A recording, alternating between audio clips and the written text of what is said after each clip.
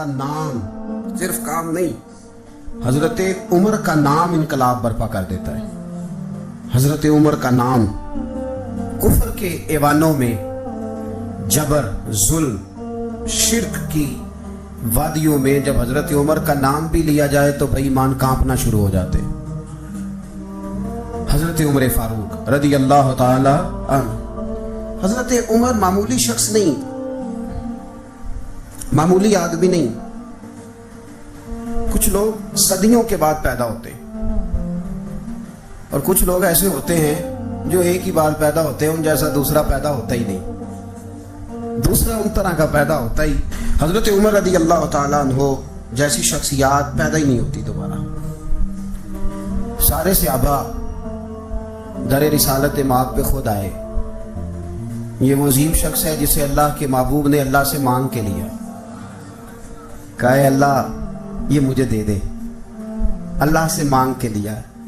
اس لیے صوفیاء کہتے ہیں کچھ مرید ہوتے ہیں کچھ مراد ہوتے ہیں، کچھ مرید ہوتے ہیں کچھ مراد ہوتے ہیں۔ مرید وہ ہوتا ہے جو چل کے آتا ہے، آ کے مرید ہوتا ہے۔ مراد وہ ہوتا ہے جسے کہا جاتا ہے کہ یہ کبھی میرا بن جائے نا، یہ کبھی آ جائے نا، میرا بن جائے، اس کو مراد کہتے ہیں۔ حضرت عمر مصطفیٰ کریم کی مراد ہے، حضور کی مراد ہے۔ اللہم اعز الاسلام بے اسلام عمر ابن خطاب، اے اللہ اسلام کو عزت دے دے، میرے عمر کو کلمہ پڑھنے کی توفیق عطا فرما دے۔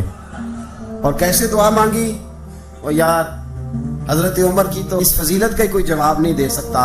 میرے رسول پاک علیہ السلام سب کے لیے دعا مانگتے ہیں نا، حضور کی دعا عام ہے، لیکن مصطفیٰ کریم نے کعبے کا غلاف تھام لیا اور غلاف کعبہ کو حضور نے سینے سے لپٹایا اور سینے سے چمٹا کے کہا اللہ میں نے تو کبھی سوال ہی زیادہ نہیں کیے، میں کرنے آیا ہوں، مجھے عمر دے دے، عمر دے دے۔ حضور نے مانگ کے لیا۔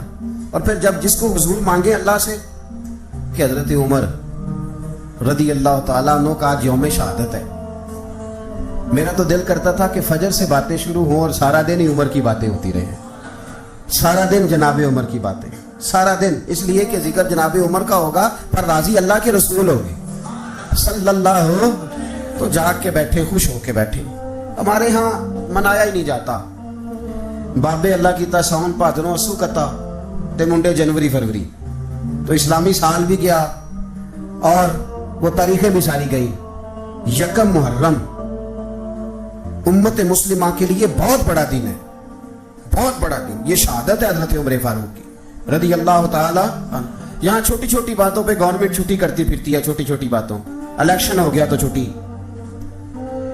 فلاں جگہ پہ تھوڑا سا کسی نے خبر دے دی کہ کوئی پریشانی ہے تو چھٹی، فلاں جگہ یہ ہو گیا تو چھٹی، یہاں تک کہ فلاں وزیر صاحب فلاں علاقے میں آئیں گے تو سارے علاقے کو چھٹی۔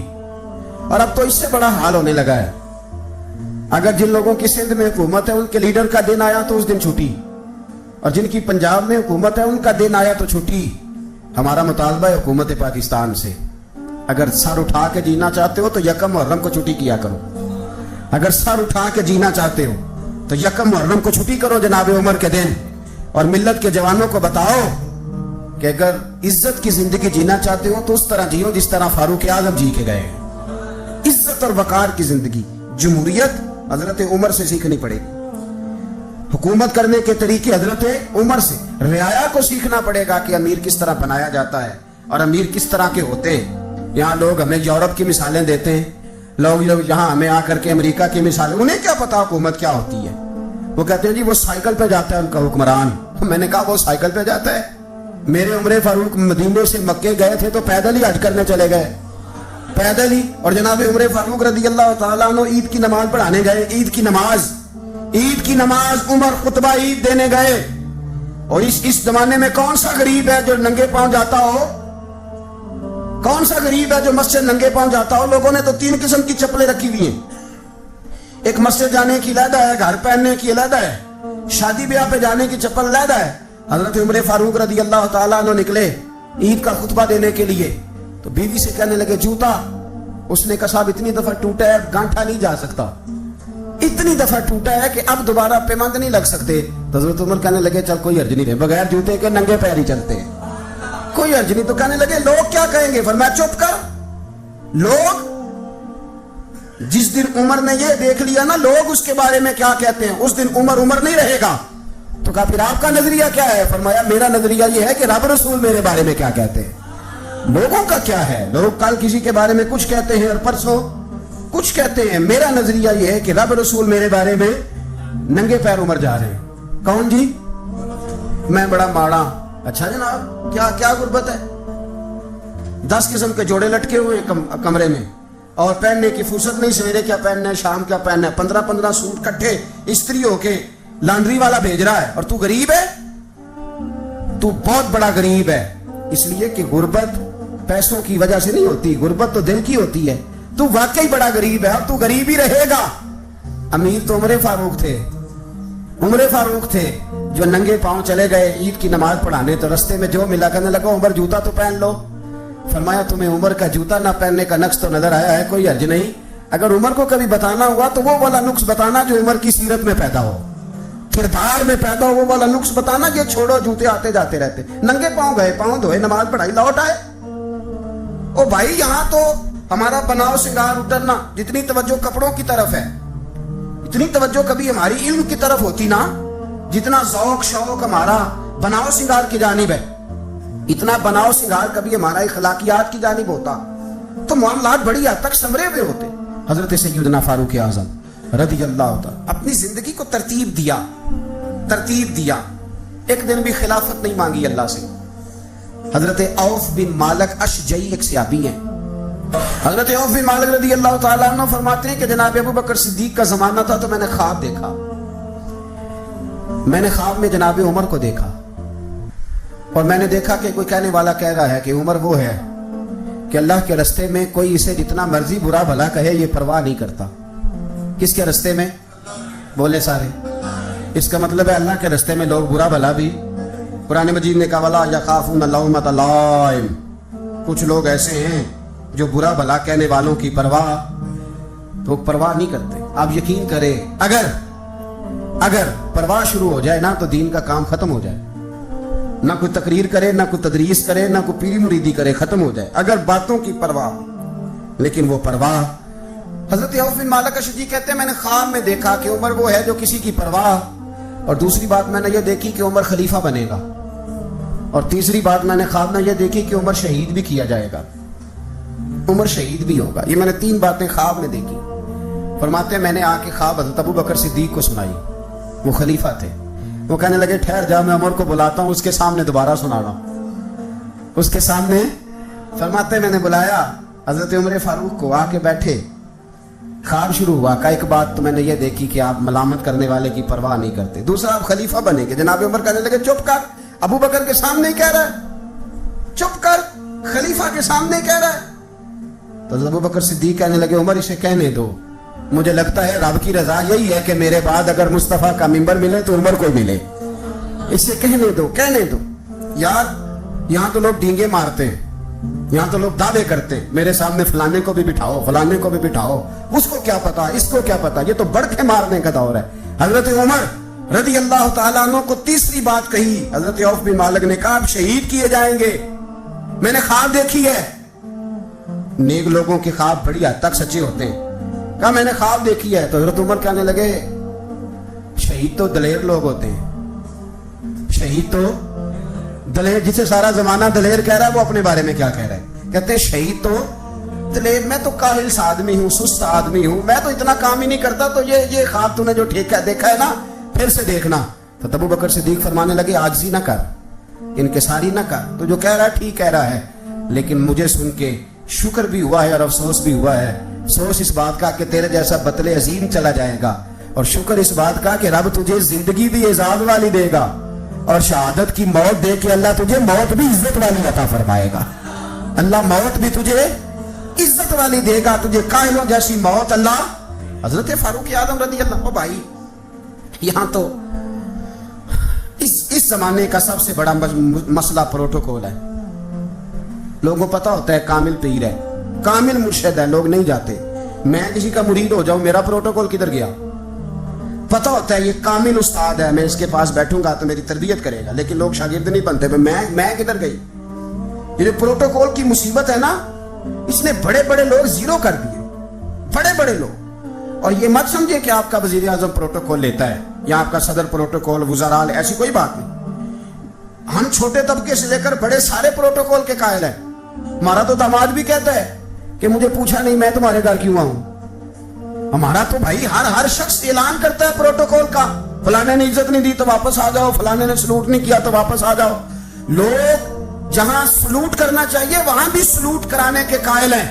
پر حضرت عمر رضی اللہ تعالی، حضرت عمر کی سادگی اور پھر جناب عمر کی عاجزی، جب انسان اپنے اوپر سوار کر لیتا ہے نا، سوار کر لیتا ہے، میں بدکار پرانا خادم، کسے در ملی نٹ ہوئی، تے واسف یار نے نظر جو کی تھی تے واسف ہی ہو. میں اکثر سوچتا ہوں حضور نے جہاں بھی کہا نا، فرمایا میرے بعد نبی ہوتے تو خطاب کے بیٹے عمر ہوتے.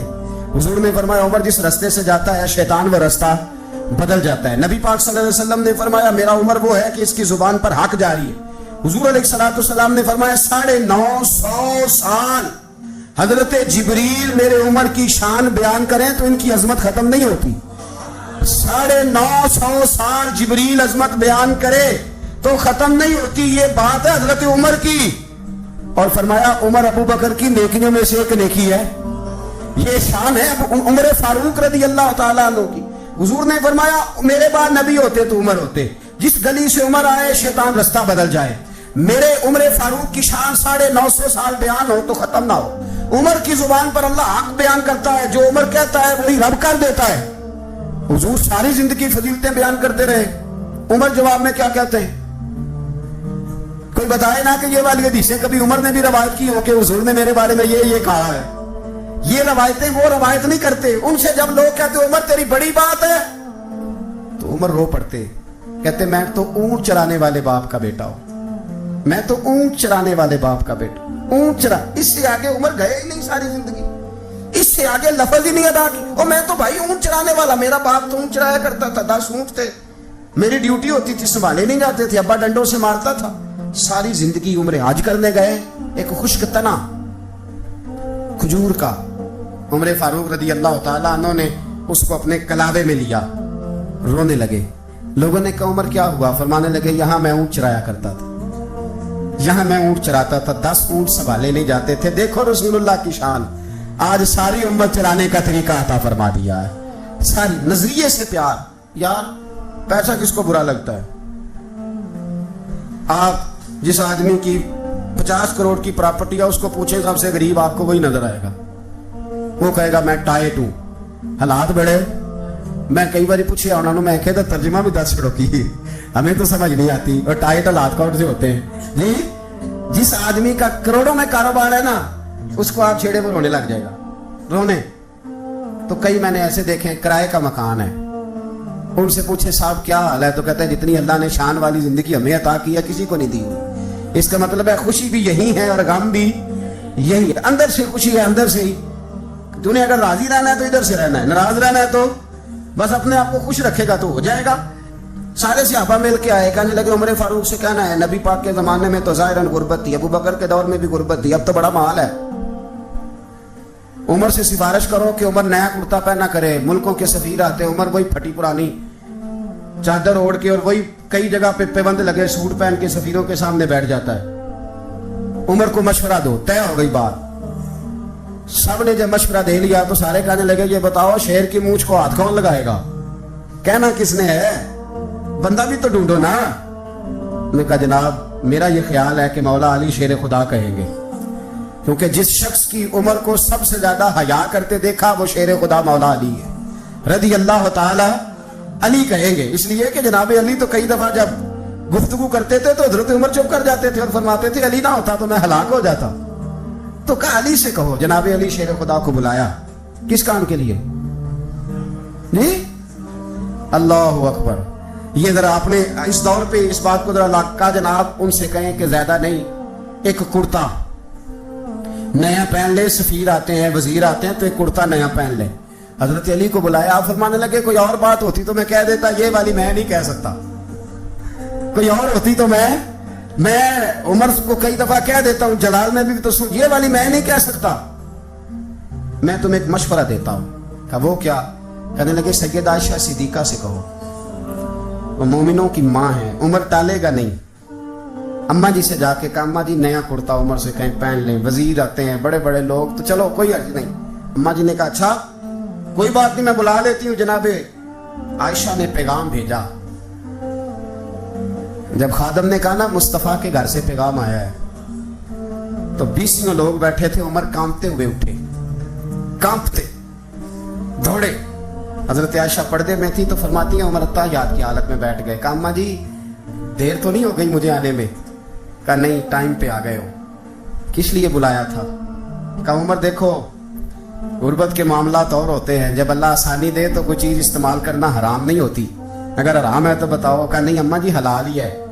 تو فرمایا پھر اتنے سفیر آتے ہیں، مشیر آتے ہیں، اب تو مال غنیمت بڑا آتا ہے، ڈھیر لگ جاتے ہیں مسجد میں، تو چل ایک نیا کرتا تم بھی پہن لیا کرو، اور آپ نیا کرتا پہنو گے تو دھاگ بیٹھے گی غیروں پر۔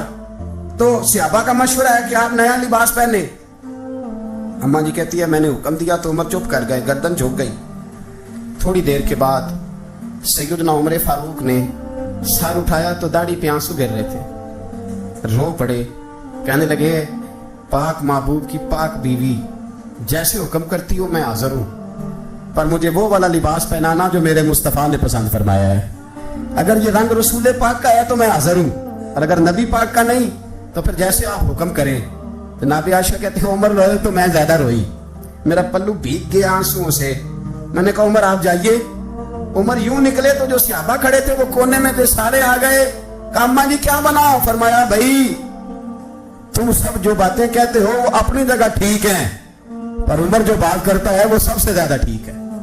عمر جس پہلو پر بات کرتا ہے وہ یار ایسی عاجزی، ایسا رنگ، ایسا انداز، ایسا طرز حیات، ایسی زندگی۔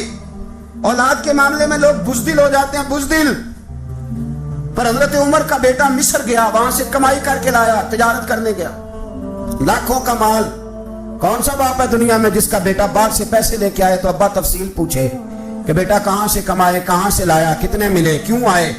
کون سا باپ تفصیل پوچھتا ہے؟ ابا تو کہتا لا صحیح، اور تعریفیں کرتا ہے میرا بیٹا بڑی کمائی کرتا ہے۔ کبھی پوچھا ہے اس سے کہ ڈیوٹی صحیح دیتا ہے کہ نہیں؟ کبھی پوچھا ہے کہ تو ایمانداری کی روزی لاتا ہے کہ حرام کی کماتا ہے؟ یہ باپ کی ذمہ داری ہے، یہ اماں کی ذمہ داری ہے۔ پھر کہتا ہے بیماری کیسے آ گئی، پریشانی کیسے آ گئی؟ تو نے کبھی سوال کیا اپنی اولاد سے؟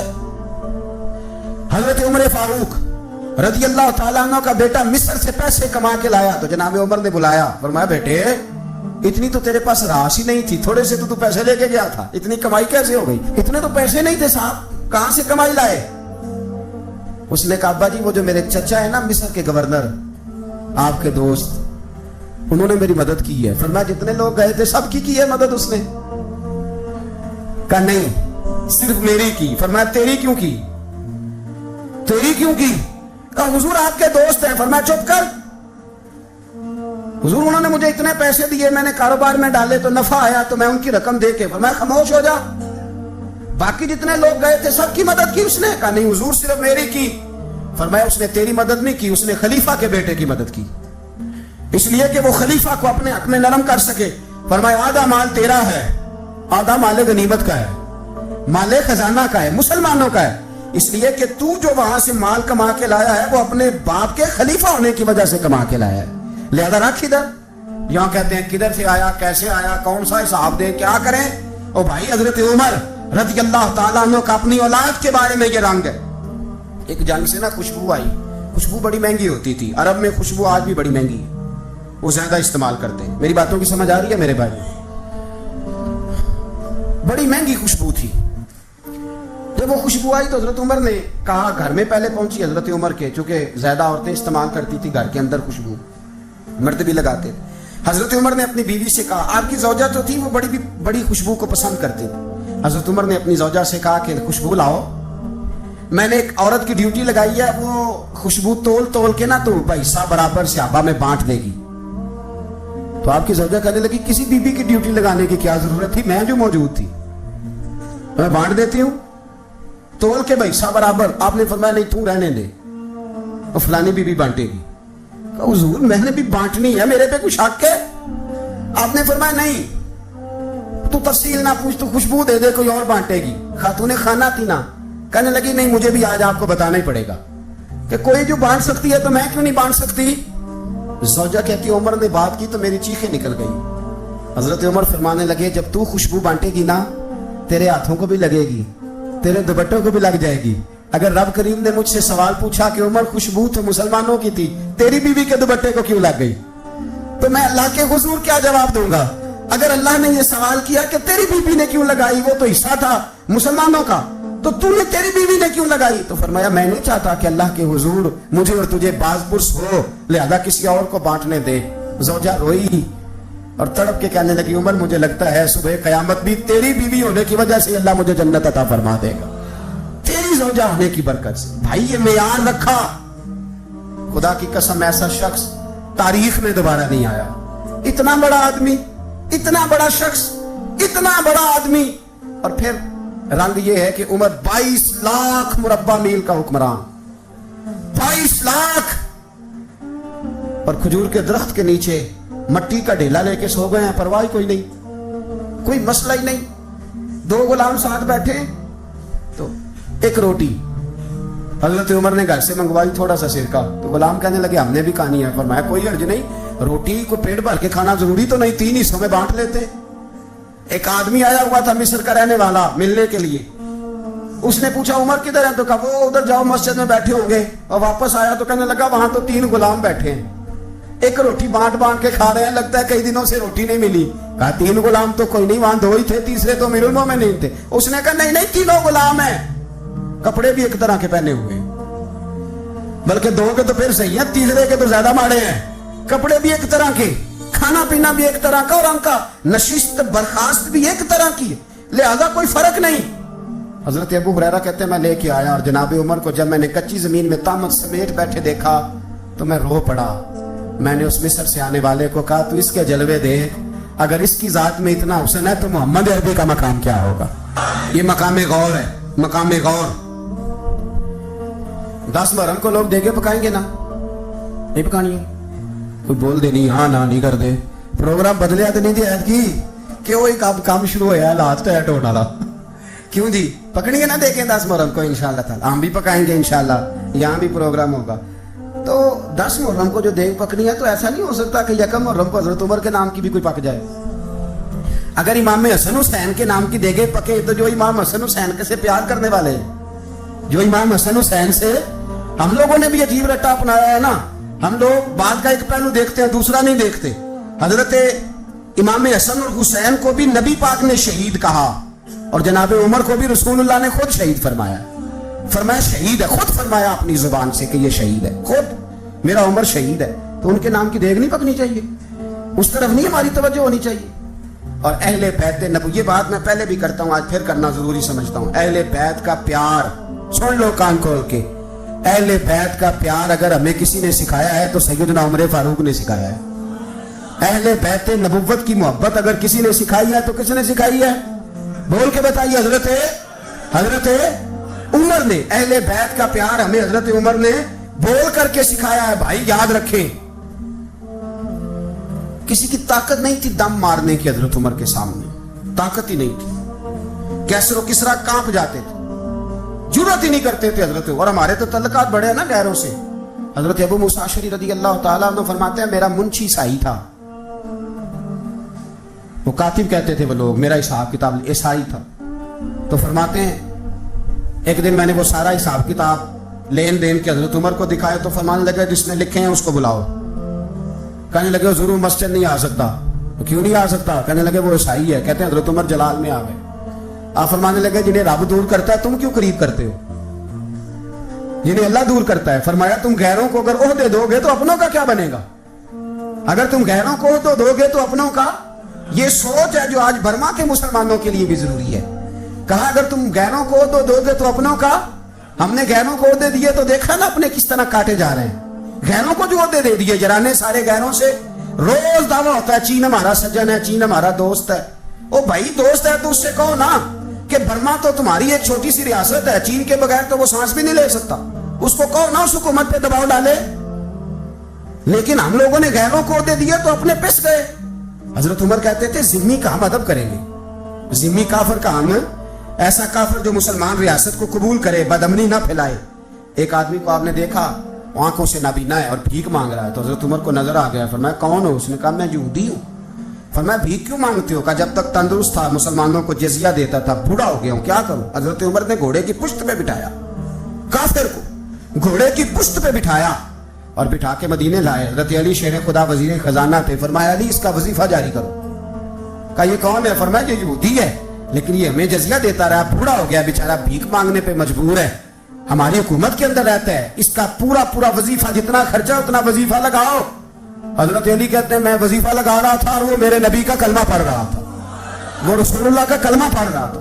یہ مزاج, یہ نہیں کہ کافر. حضرت عمر نے گورنروں کو خط لکھے تھے کہ زبردستی کسی کو مسلمان نہیں کرنا, جہاں ان کی عبادت گاہیں بنی ہو گرانی نہیں, کوئی مندر کوئی گرجا ضائع نہیں کرنا. اسلام سب کو جینے کا موقع دیتا ہے, پر بے ایمانو ظالمو بدذاتو تمہیں یہ کہتا ہے کہ ہم تمہیں جینے کا موقع دیتے, تم بھی مسلمانوں کو جینے کا موقع دو. یہ جہاں بستے ہیں جہاں رہتے ہیں انہیں وہاں جینے کا موقع دو, انہیں بھی اللہ اکبر کہنے کا موقع دو, انہیں بھی قرآن پڑھنے کا موقع دو, انہیں بھی رسول اللہ پر درود پڑھنے کا موقع دو. ہمارے ملک میں عیسائی اپنی مرضی سے کھلے عام تبلیغ کرتے ہیں, یہاں تو چینل چلائے ہیں عیسائیوں نے. کسی مذہبی جماعت نے کبھی جلوس نکالا کہ عیسائیوں کا چینل بند کرو؟ بولے نکلا ہے کہ نہیں نکلا؟ کتنے ظلم کی بات ہے. ہم جب غیر کو اتنا تحفظ دیتے ہیں, اتنا تحفظ دیتے ہیں, ہم نے دیکھا ہے مجھے 20 لوگوں نے عید پہ ٹیلی فون کیے کہ عیسائیوں کو قربانی کا گوشت دے لے, مجبور ہیں جی, دروازے پہ آ گئے ہیں, ہمارے کام کاج کرتے ہیں. 20 لوگ, عام آدمی کے دل میں ان کا اتنا جذبہ ہے, وہ مسائل کا بیان کرنے کا علیحدہ بات, لیکن ہمارے دل کافر کے حق میں بھی نرم ہو جاتے. تم کس قدر زیادہ بے ایمان ہو اور کفر کس قدر زیادہ ذلیل ہو گیا ہے کہ مسلمان کے حق میں نرم ہوتا ہی نہیں. اور اس سے بڑے ذلیل وہ ہیں جو ان ذلیلوں کے سپورٹر ہیں, وہ کسی عرب ملک کے حکمران ہو یا کسی اور جگہ کے, وہ بڑے ذلیل ہیں جو ان ذلیلوں کے سپورٹر ہیں, جو برما کی بچیوں کے قتل پر اپنی حکومتیں چمکا رہے ہیں. انہیں شرم نہیں آتی, اس قدر مسلمان تڑپا ہے لیکن ان بے غیرتوں کو ذرا ہوش نہیں آئی. اور یہ ان کے کماش, ان کے دلال جو ہر جگہ ان کی سپورٹ کر کے اپنی حکومتیں قائم کرتے ہیں, بے ایمانوں کو پتہ نہیں کہ کب ان پر اللہ کا عذاب اترے گا اور کس طرح ان کے پرخشے اڑیں گے. تمہیں اپنی ذلت اور رسوائی نظر نہیں آ رہی کہ زمین کس طرح تمہارے لیے تنگ ہو گئی ہے؟ اس سے زیادہ اور تمہاری رسوائی کیا ہوگی؟ ڈرو اللہ سے, اور یہ تو دنیا کا عذاب ہے. ان بطش ربک لشدید, میرا رب کہتا ہے قیامت تو قائم ہونے دے. اتنا سخت تیرے رب کی پکڑ ہے اتنی کسی دوسرے کی ہو سکتی, یاد رکھیں.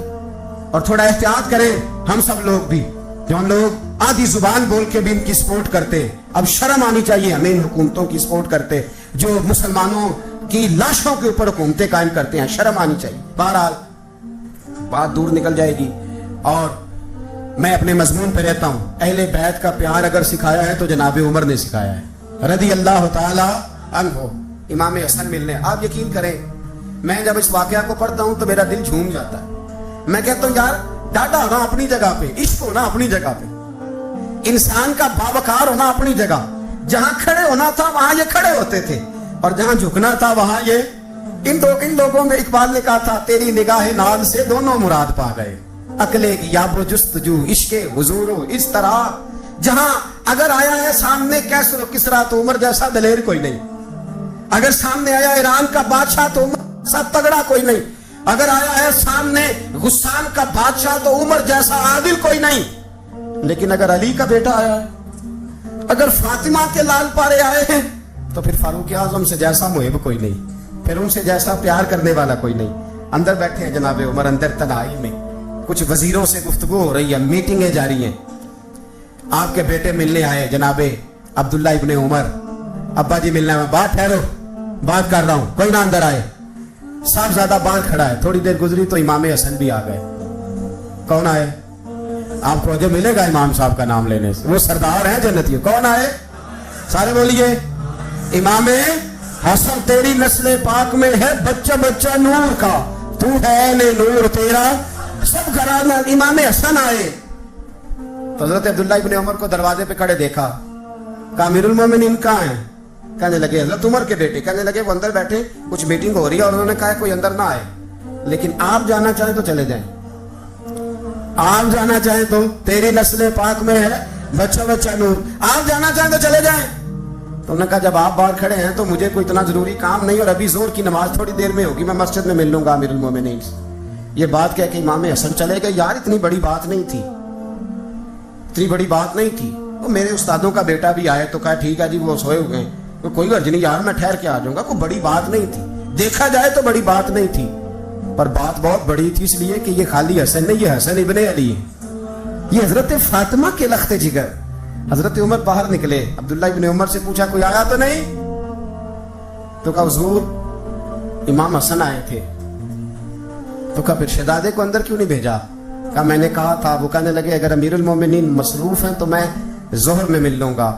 حضرت عمر رونے لگے, فرمایا بیٹے تو نے اچھا نہیں کیا. پھر مسجد نہیں گئے, سیدھے امام حسن کے دروازے دستک دی. امام حسن باہر آئے, کہا شہزادے آئے تھے تو ملے کیوں نہیں؟ تو امام حسن کہنے لگے حضور آپ کا اپنا بیٹا دروازے پہ کھڑا تھا, آپ کا اپنا بیٹا دروازے پہ کھڑا تھا, اور منع بھی کیا تھا آپ نے تو میں زور میں مل لیتا. حضرت امام حسن فرماتے ہیں جوش جذبات میں جناب عمر نے سر سے پگڑی اتار دی, جوش جذبات میں. کہنے لگے حسن میرے بیٹے کا اور آپ کا کیا مقابلہ؟ کیا اس کی ماں کا نام فاطمہ الزہرا ہے؟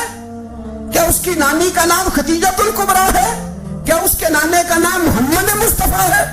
آپ کا اور اس کا کیا مقابلہ؟ پھر رو پڑے اور کہنے لگے بیٹے میں مکے کے صحراؤں میں اونٹ چرایا کرتا تھا, یہ جو میرے سر پر عزت کے بال ہیں یہ تیرے نانے کے اگائے ہوئے. میں مکے کے خبردار, شہزادے خبردار. او بھائی اہل بیت نبوت کے ادب کا رنگ اگر سکھایا ہے تو سیدنا عمر نے سکھایا ہے. حضرت عمر فاروق اتھارٹی ہے, اسلام کی اتھارٹی. یکم محرم حضرت عمر کی شہادت ہے. یہودی بول اٹھا, کافر بول اٹھا. اگر 6 مہینے عمر دنیا میں اور رہتے تو دنیا میں کوئی کافر موجود نہ ہوتا. 6 مہینے. اور جب اس بطل جلیل کا جنازہ اٹھا, اللہ بخاری پڑھیے نا, اللہ مرزقنا شہادت فی سبیلک, اللہ بسترے کی موت نہ دینا, شہادت کی دینا. عمر شہید ہوئے, مسجد نبوی میں نماز پڑھاتے, اور جب جنازہ اٹھا تو مدینے کا پھر پیچھے جو دلیر بچے وہ مولا علی تھے. مولا علی جناب عمر کا جنازہ اٹھا تو سب سے پہلی ہائے جو نکلی وہ حضرت علی کی زبان سے نکلی, اور حضرت علی ساری داڑھی آنسوؤں سے بھر گئی. لوگوں نے کہا کہ علی کیا ہوا؟ فرمانے لگے تم دیکھ نہیں رہے جنازہ کس کا اٹھا ہے, پلٹ کے دیکھو تو صحیح, تم پتہ نہیں یہ کون گیا ہے. کہ حضور کیا ہوا؟ آپ فرمانے لگے عمر اس طرح کے کام کر کے گیا ہے, اب ان کے رستوں پہ کون چلے گا؟ کون اس کے جگر راہ وفا میں میں نقش ایسے چھوڑ آیا ہوں, میں جس منزل سے گزرا ہوں وہ اب تک یاد کرتی ہے. حضرت علی حضرت عمر کے جنازے پہ کھڑے ہو کے کہتے ہیں اللہ مجھے اس طرح کے عمل کرنے کی توفیق دے جس طرح کی عمر کر کے گیا. میرے بھائی بطل عزیز, بطل حریت حضرت عمر رضی اللہ تعالیٰ عنہ جو اپنی زندگی انقلاب والی گزار کے گئے. عمر جب دنیا سے گئے تو 80 دینار کا قرضہ تھا, 22 لاکھ مربع میل کا حکمران. اور اپنے بیٹے سے کہنے لگے بیٹے کوشش کرنا تیرے خاندان والے مل کے میرا قرضہ اتار دیں, میری قبر پہ بوجھ نہ رہے, اور اگر خاندان والے مدد نہ کریں تو میرے دوستوں سے بات کرنا, وہ مدد نہ کریں تو پھر علی سے بات کرنا. ان کا پیار آپس میں اتنا, اور تو اختلاف ثابت کر رہا. 80 دینار کا قرضہ چھوڑ کر حضرت عمر دنیا سے گئے, اور جاتی دفعہ کہہ گئے میرے بعد میرے بچوں کو حکومت کے مشورے میں بھی شامل نہ کرنا, حکومت کے مشورے میں بھی میری اولاد شامل نہ ہو. اتنا بڑا شخص اتنا بڑا رنگ دے کے یکم محرم کو جب عمر فاروق کا وصال ہوا تو بیٹے سے کہنے لگی اماں عائشہ سے جا کے کہو میرا بھی نبی پاک کے روزے میں دفن ہونے کو دل کرتا ہے. ایک قبر کی جگہ ہے اماں جی نے اپنے لیے رکھی ہے, بخاری ہے بخاری. حضرت عائشہ کے پاس صاحبزادے گئے, کہنے لگے اماں جی عمر کو زخم لگ گیا ہے, حالت بڑی پریشانی والی ہے. وہ کہتے ہیں اگر اماں اجازت دے. سید عائشہ وہ پڑی, فرمانے لگی کہ اپنی قبر کی جگہ تو نہیں نہ کسی کو دیتا, پر عمر نے کمال ہی بڑا کیا. اسے کہو جاؤ گنبد خضرا میں قیامت تک جو مصطفیٰ پہ اور ابو بکر پہ سلام پڑے گا وہ تجھ پہ بھی سلام پڑھ کے جائے. جاؤ میں نے جگہ دی.